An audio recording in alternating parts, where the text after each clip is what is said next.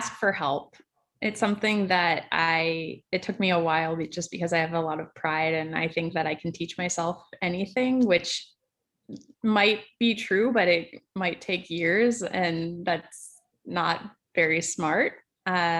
So every time I've asked for help, it's always led towards more progress and faster than I would have been able to do on my own. And most people want to help you succeed.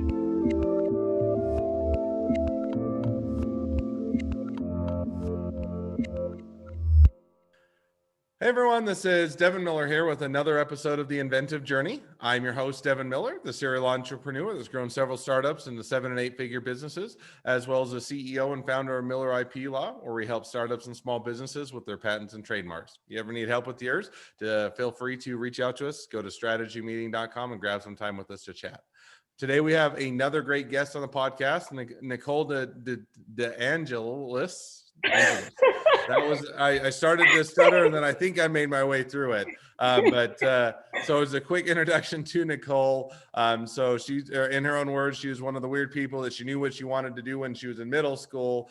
Grew up in Ohio, but went to New York and wanted to go in and be into marketing. So also, I think at the age of 5 years old, was into art. And then went off to Temple University in Philadelphia, studied advertising, did several different internships, worked with a lot of people with a lot of different backgrounds, and like to understand, kind of where they're coming from. Also, I think worked on political advertising for a period of time. Intern, got hired to do digital ad agency after that. Didn't like New York, decided it wasn't the place for her. So decided to move out, go to a different place, and also had an idea for an app that worked on with friends for a period of time. Lived in Austin, I think in 2010 or so, revisited some of the ideas, the app development that they'd been previously working on, did as a side project, had a few other things going along the way, and that kind of brings us up to where she's at with her business. So she'll talk a little bit more about, which is frosh.com.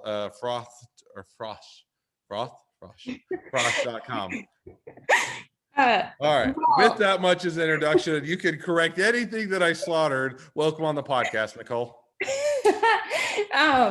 I feel like I should hire you to be my rep. That was such a good rundown. It was better than I could describe myself. So all right. Well, mission accomplished. I didn't slaughter it too badly. So I gave the quick 30-second or so run through, and it was quite the journey to get through. But why don't you take us back a bit in time to being kind of one of the weird people you said in middle school that knew what she wanted to do, and kind of how your journey started there.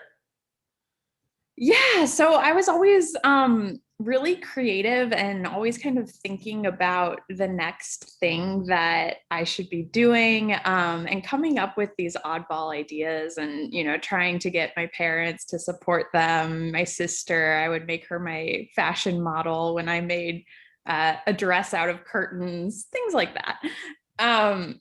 But,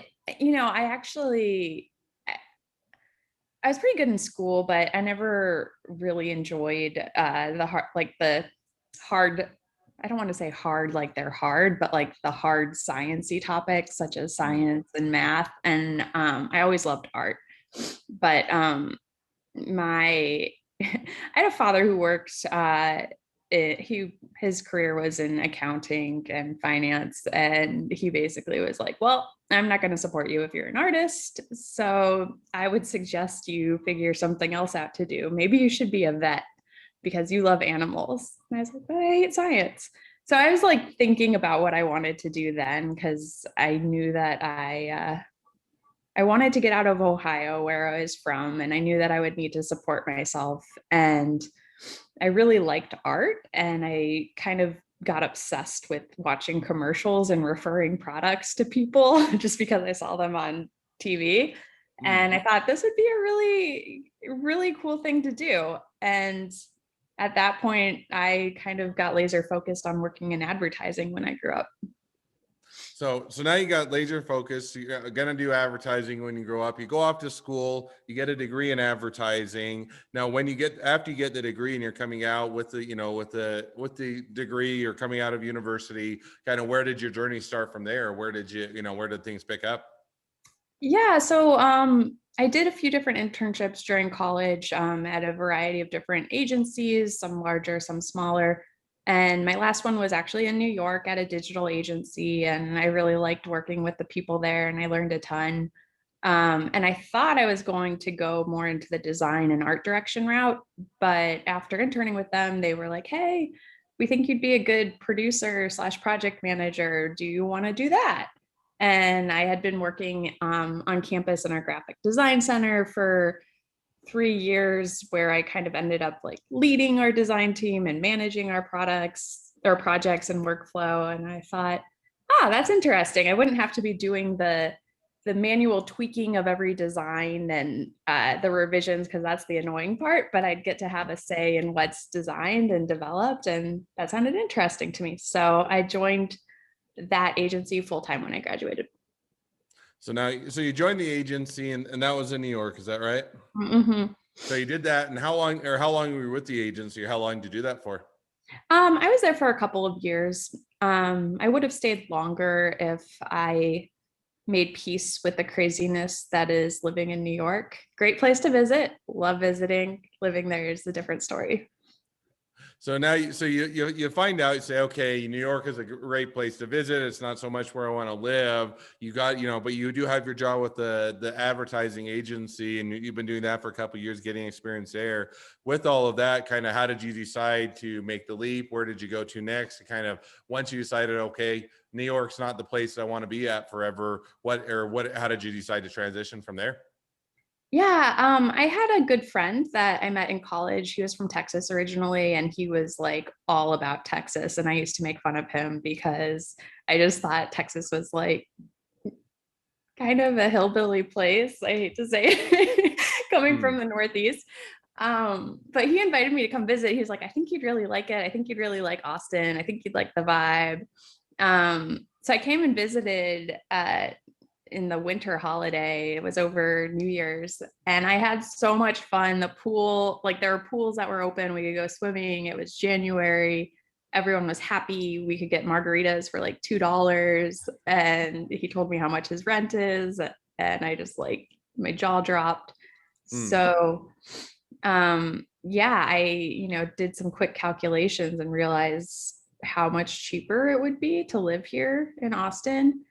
And I kind of just did one of those reflections of my life and what I wanted to be doing, and decided that I should quit my job and move to Austin, and somehow convinced my parents to give me the third car that they happened to have because I decided I needed a car. So I drove down from New York. My friend met me, and yeah, we got here on Valentine's Day in 2010.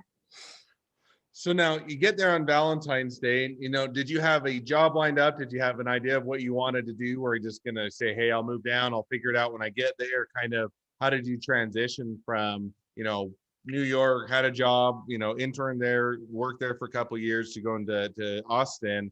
Did you have something lined up, or how did you decide, or how did you figure out what to do once you moved down there? I honestly didn't even look for a job before I moved down, which I know sounds insane. But I kind of just wanted a mental reset.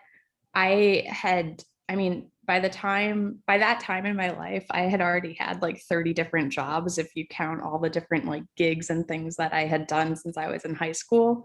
I was always like a very enterprising person.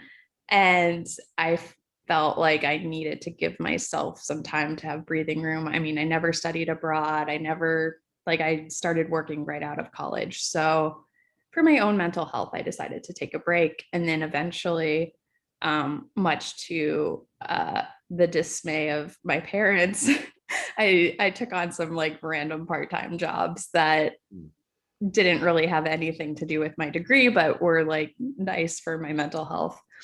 While also taking on some freelance projects. So I got connected to different people that needed websites or brand development, and I worked on those projects to kind of keep fresh.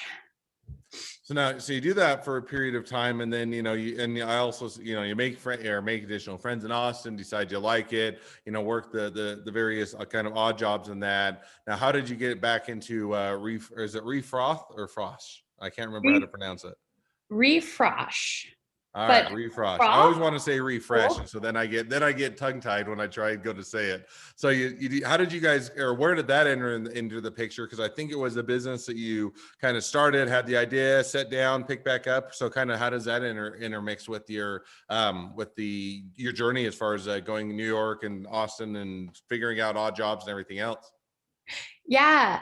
So I had always been exposed to a lot of different people from a lot of different backgrounds, just, through working part-time from such a young age and also living in different cities.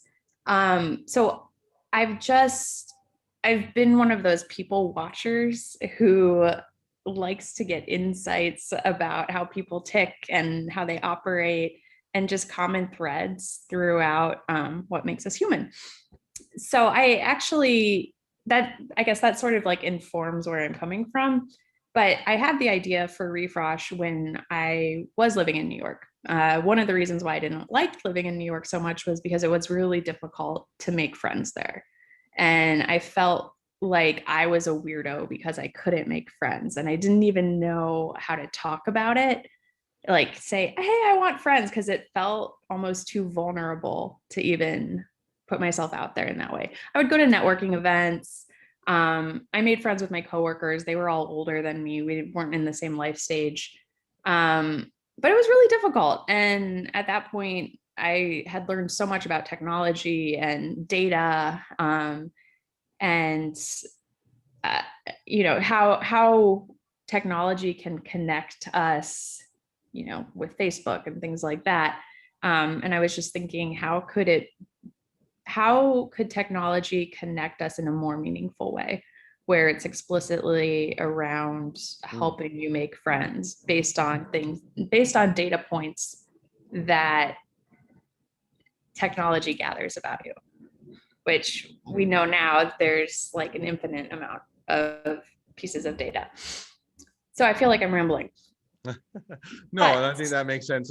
So now you have that idea. You're kind of okay. You want to figure out a new way to network, how to make to get in a comfortable zone to recreate that experience and kind of go through all of that. So now, how did you build a business around that, or did you start to build a business? Was it kind of a side hustle? Did you pick it up, put it down, kind of refresh it on kind of how that evolved to where it's at today? Yeah, so I had the idea for it in New York. I looked for some developers to help me because I knew that it wasn't something that I could build on my own. That didn't really prove fruitful. I moved to Austin, kind of let it go. Had some life experiences, including living in France. And then I came back to Austin and I was like, okay, this is still a problem. It's not so much a problem for me right now because I have made friends, because Austin is a very easy place to get settled in, but it's still a problem for a lot of people. So I set out and I found a developer to work with me who was also interested in the problem. We didn't meet through a mutual connection or anything like that. So I wouldn't say that the relationship was super strong necessarily. It was more out of convenience, and he was great, but we ended up kind of having different visions about how it would move forward. So we went live for about 9 months, attracted a few hundred members, had a big launch party, got a little bit of press, did these introductions in a very lo-fi manual way because we weren't interested in building tech until we had proven out that this kind of interaction, friend making facilitation was something that people wanted, and more importantly that they would pay for.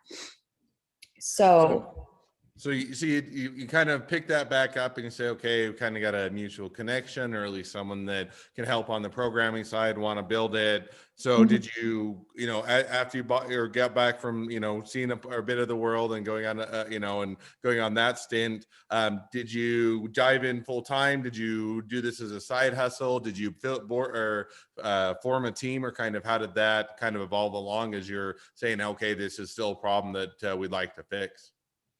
Yeah, at that time it was really me and my co-founder. I didn't know a fraction of what I know now about what it takes to actually launch a business. I knew a lot about advertising. I knew a lot about building websites. I didn't really know a lot about fundraising or actually building a startup team and really rallying people around what I was doing and what steps I needed to take to show traction. So at that point, it really was the co-founder, our small networks. I don't think he was working at the time, but I was working at an ad agency in Austin because at that point, I didn't really have the savings to support myself, and we were making a very tiny amount of money, so I needed a job. Fair enough. So now bringing yourself forward. So where are things at today? What are you doing, with Refroth, with your, any other, supporting yourself as you develop this, kind of the same thing with your co-founder, kind of where things lie today? So I decided to pick this back up in March. So it's been a little less than 2 months at this point. I was working full-time for a tech startup. And I left that job at the end of the year, kind of went back to that soul searching phase. I feel like it happens, every 10 years or so, at least for me at this point. And I had dabbled with starting a pet accessories business a couple of years ago while I was working full time. And my first inclination was to try to move that forward. And at that point, after doing some more analysis about what it would take to really get it off the ground, I decided it wasn't the right move for me just because of how much capital would be required, how much competition had entered the space in the last 2 years, and frankly, a reliance on overseas suppliers, which wasn't making me comfortable in the end. So I hadn't really intended. It was sort of in the back of my mind. Refresh always was there, especially after the emergence of Bumble, which happened pretty much a few months after Refresh launched. And then with the growth of Tinder and other apps that people are using to meet people, the idea was always there. And I kind of always had some regret that it didn't move forward. So when I took that break, decided the pet accessories thing wasn't going to happen. I was like, okay, Refresh. I had a place to start from. Of course, it's rebuilding it from the ground up, but let's do this thing. So now I have savings because I've been working for, I don't know, the past 15 years, if not more. And I have a pretty strong network. So I've been leaning heavily on people in my network. I've developed a small cohort of advisors that are helping me across technology, branding, operations.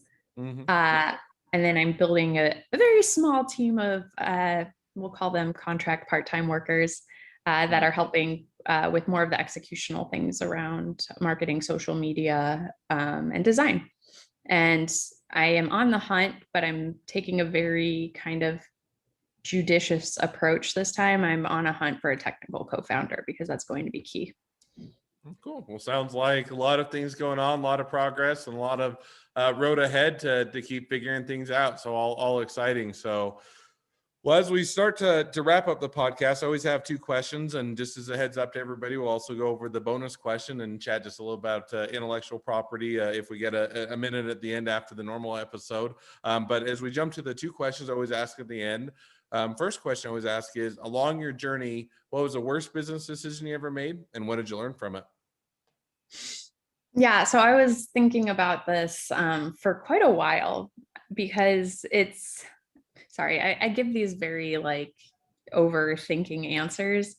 I honestly feel like I can't say that there was one necessarily worst business decision because I'm definitely of that mindset that every so-called bad decision is a learning opportunity. And because I haven't scaled a business to the extent that it's generating so much revenue, it has so many stakeholders, I feel like any decision that I make that isn't good at this point is a teachable moment. And it's important for me to make. So then I'm going to rephrase the question. So I'm not letting you get out of it.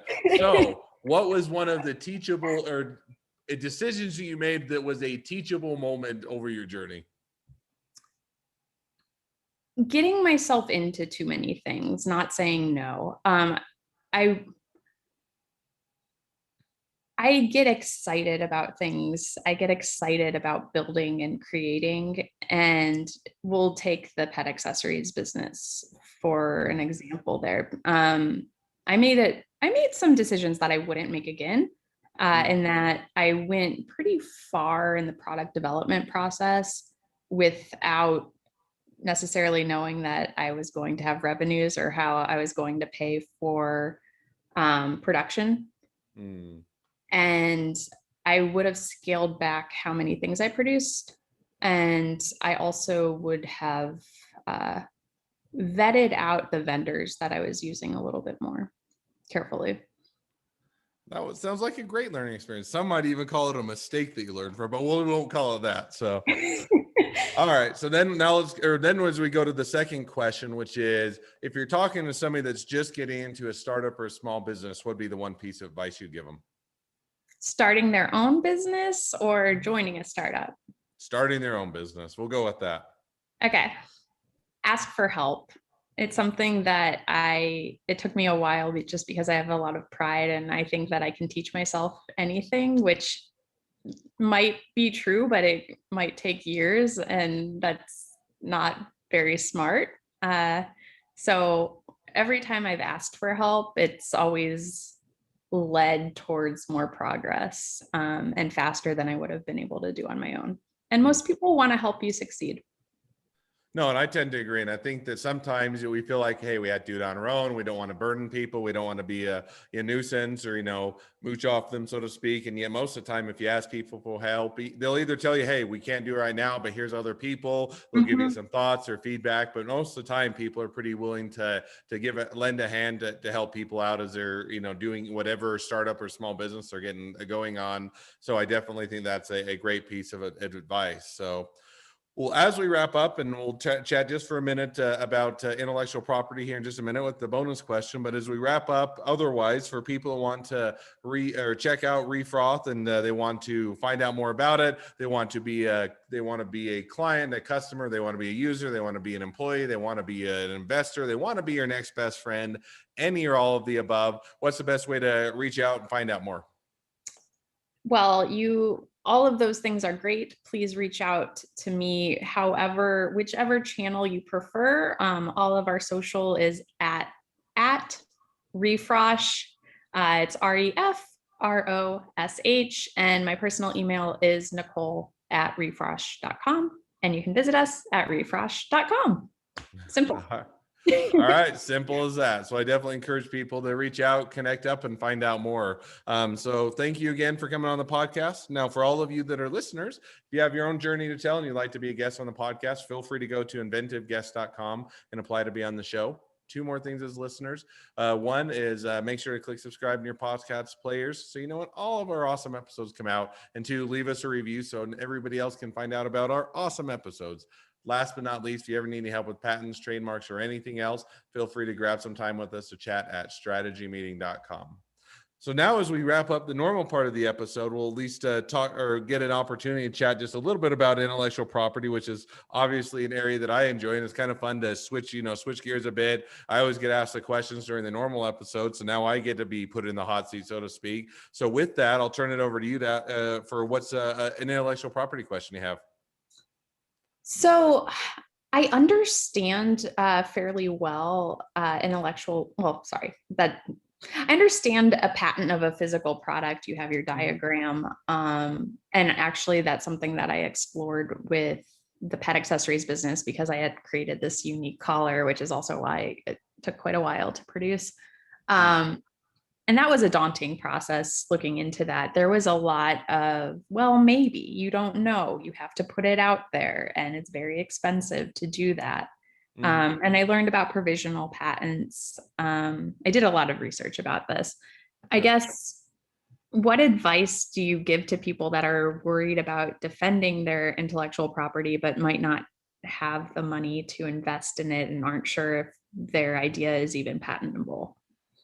Yeah, and I think there's probably a couple questions in there. One is, whether or not you should actually invest or whether or not you should dive in. And the other one is, let's say you do get a patent or, you do invest in it, how you might going about protecting it or otherwise enforcing it as a small business or as a startup. So on the first one, I would look at it and say, as a startup or small business, you always have more things to spend money on than money to spend. So as you're looking and saying, weighing it, I would first of all make sure that you actually invest where you're going to get the business up and running, because it doesn't matter if you have intellectual property. If the business never gets up and running, never goes anywhere, the intellectual property isn't going to do you any good. Now, with that said, the thing that you're going to then probably the next step is, okay, we've got the budget set aside. We're going to get things kicked off. We're going to get things started. Now, how do we protect it? So really, intellectual property, patents, trademarks, copyrights, whatever your business might be, serves kind of two purposes. One is kind of defensive, where it allows you to box out or to protect what you've put all your blood, sweat, and tears in, what you develop, so that others can't come along and copy it or otherwise ride your coattails.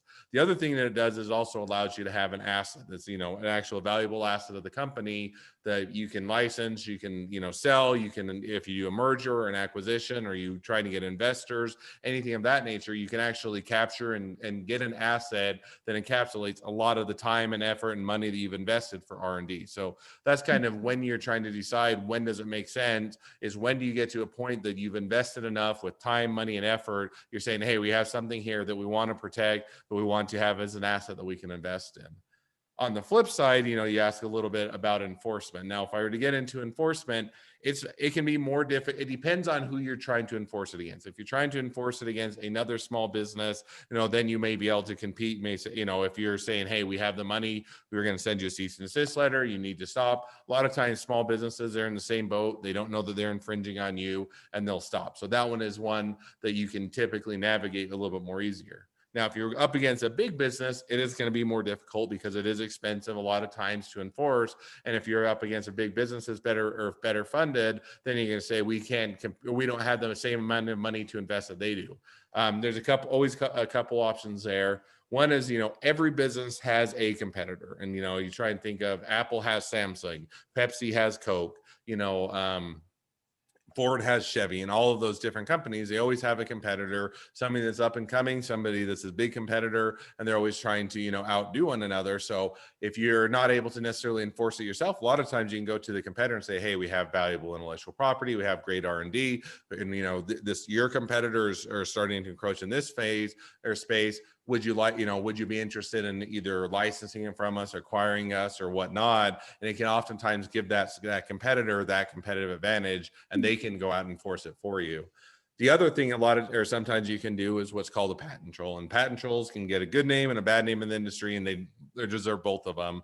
But a patent troll is basically someone that's not in the business of manufacturing things, but their business is basically to go out and enforce patents. So a lot of times they're going to look and say, basically they'll go out for a percentage, or for either a percentage of the company, percentage of the proceeds, or whatever structure they work out, say, we'll go out and enforce this patent against those bigger companies because you have invested a lot of research and development, time, money, and effort, and you should be compensated if somebody else goes out and infringe. So that's another option as far as when you're looking for enforcement. The last one you can do is sometimes the timing just isn't right. You may say, hey, we're too small, we're not big enough, but hey, we're going to keep going. We've got a good business. We're still bringing on revenue. We're still becoming better. We're going to out innovate them now. We're going to keep ahead of the market. And then we're also going to bide our time. So in 3 years, 4 years, 5 years down the road, when we are big enough, when we do have enough revenue, then we're going to circle back, we'll enforce it, and we'll have the wherewithal to make sure that we can keep that competitive edge. So there's a few different options as far as how you decide what to get,